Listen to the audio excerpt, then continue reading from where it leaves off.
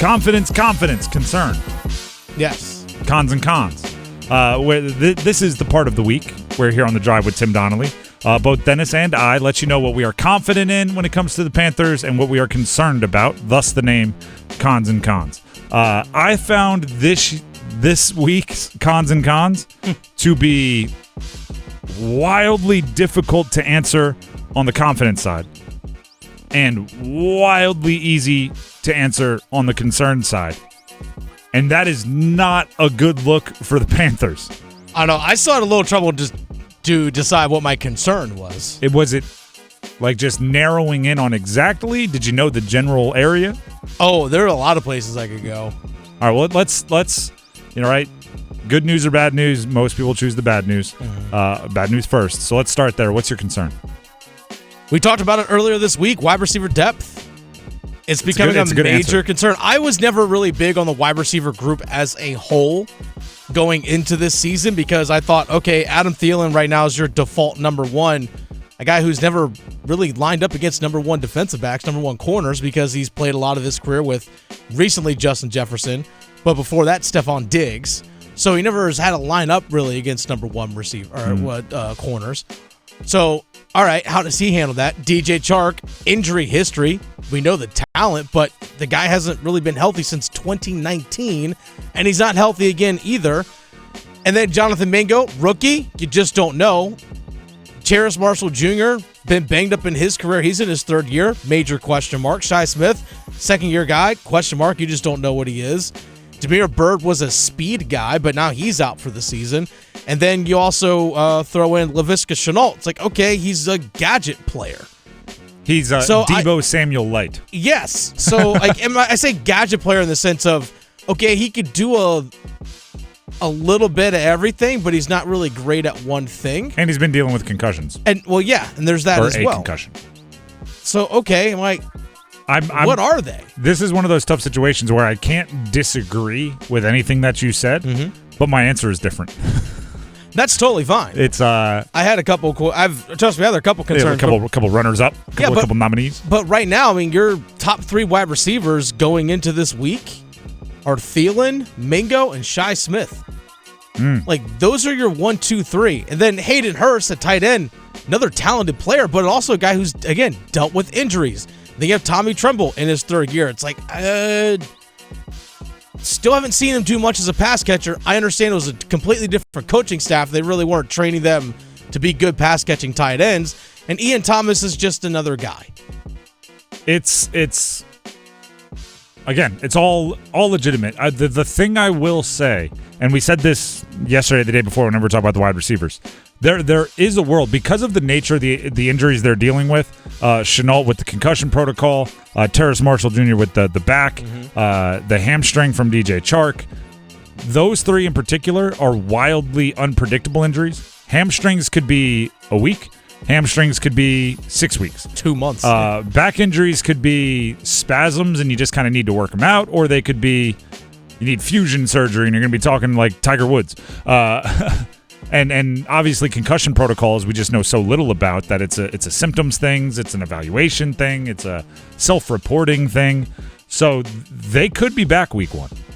They also could be gone for the first month. We really don't know.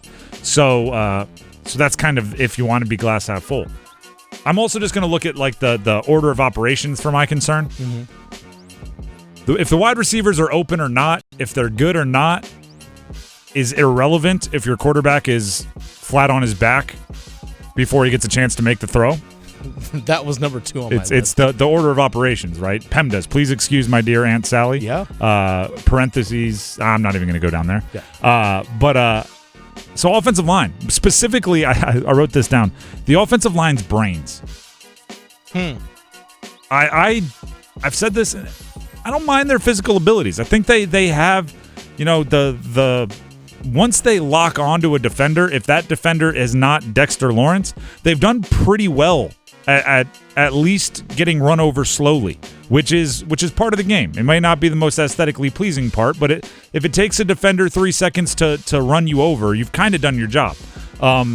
They've done okay physically. The things that have frustrated me are when They step to their right. The defender goes outside to the left, and then they're doing the what, who, huh, what, right? Their hand palms to the sky, head on a swivel, looking around for somebody to explain what just happened, and then Bryce Young's getting hit.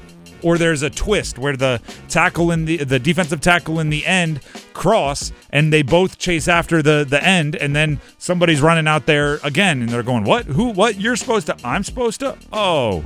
It's like a pop fly where they called each other off. I got it. No, you got it. No, I got it. No, I got it. And it falls in the middle. Mm-hmm. That's what frustrates me. So the missed assignments are the things that have been really grinding my pebble in my shoe for the Panthers offensive line. As a former quarterback, I can tell you, I want the offensive line to be so smart they make me feel stupid, right? I want them to be looking at me going, gosh, that's not how we do it. And I'm like, fine, as long as you know, we're good, right? I don't have to know everything going on up there. As long as you guys can keep the defenders from breathing down my neck, we'll be all right. But I just haven't seen enough of it.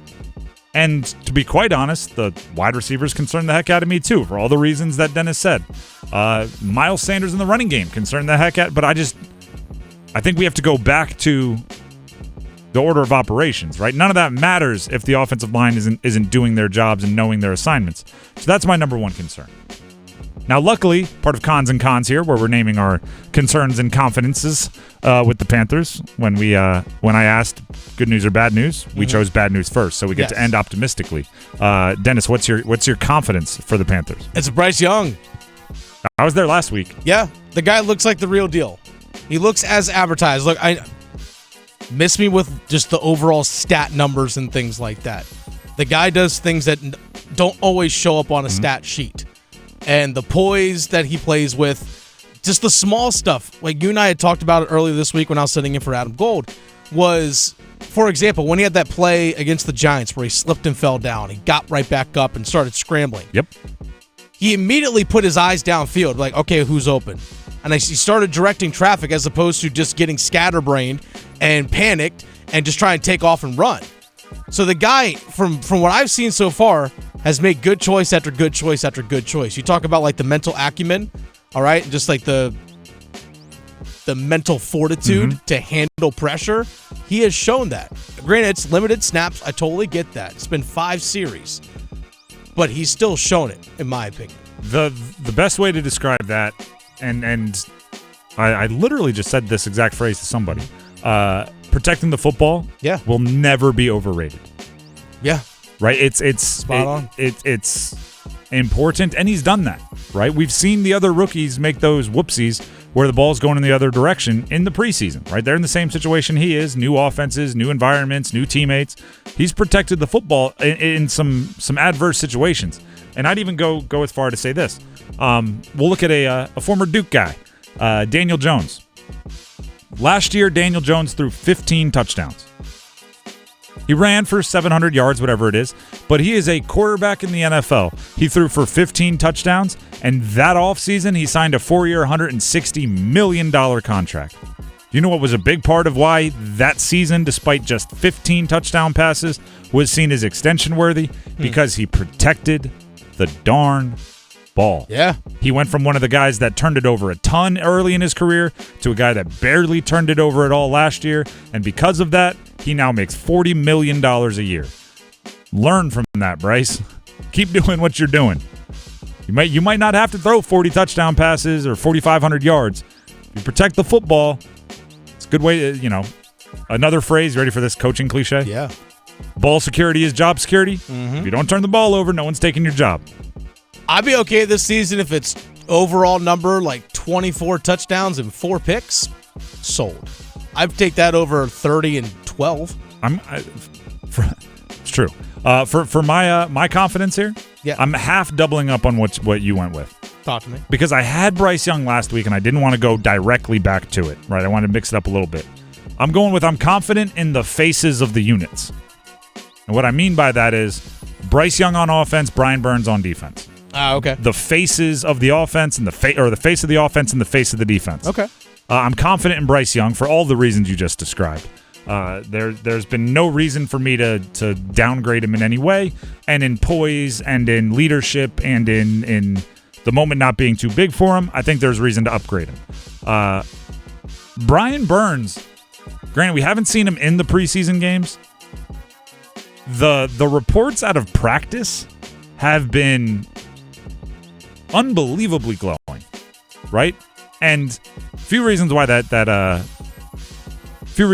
excites me and why it gives me confidence. One, the team is playing a dangerous game, right? A lot of the positives, a lot of the confidence, a lot of the praise is coming from team-issued media, is coming from within the Panthers, and they understand that the better this guy is, the more they're going to have to pay him. So they have a reason to actually temper the hype and make it seem like he's not as good as they're making him out to be. But I feel like they can't stop it. They're like, the toothpaste is out of the tube. We can't put it back in.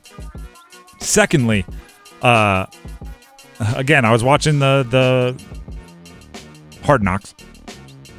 There's literally a moment where Aaron Rodgers gets frustrated, and he said, this is an exact quote, right? Snap, gets the ball. Brian Burns is in his lap right away. Can somebody block this guy? He says those exact words. Yeah. Can somebody block this guy? As number 0 just comes around the edge and is in his lap in the blink of an eye. This is a quarterback that has seen everything, right? All of the best edge rushers of the last 15 years, he's gone up against, right? The Julius Peppers and I mean, Dwight Freeney's, all of them. I don't know why those were the two that popped into my head. Peppers makes sense. Freeney's kind of random. Jared Allen and the Watts and all of them. He's gone up against them all. And you could tell in his voice, the Von Millers, the Myles Garretts, you could tell in his voice, he was like, this is really unusual. Why is this guy so unblockable? Yeah. And why is he here? Like, the more frustrated your opponents are with you, the more confidence I have in you. So, Bryce Young, Brian Burns, what they've been able to do, I'm very confident in them. I just want to hope that there is a, it's not good leaders with no followers situation or good boss, but the employees are lacking, something like that. I'm confident in the guys at the head of the pack. Now I need to be infused with confidence in some of the others on both sides of the ball. But at least you got 2 good ones. That's what I believe.